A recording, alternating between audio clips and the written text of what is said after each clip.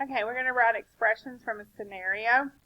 So in this case, 7 less than. Notice the than is a switch. Reverse the order. So instead of 7 coming first, it's going to come after. So that's going to be subtract 7. The product. So what does product mean?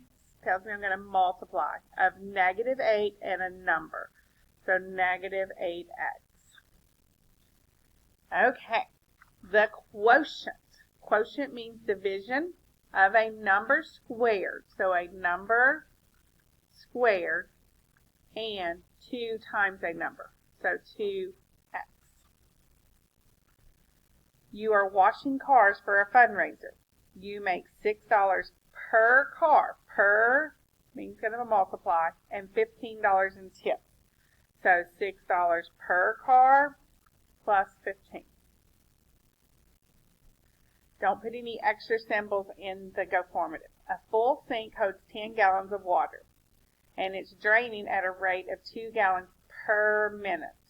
Okay, so in the beginning, I have 10 gallons of water. It's draining, so that means it's going down at 2 gallons per minute. And then for go formative, I want you to use x, so we're going to put a 2x. Okay, so 10 was the beginning amount. Draining means I'm going to subtract, and how much is going down? 2 gallons per minute.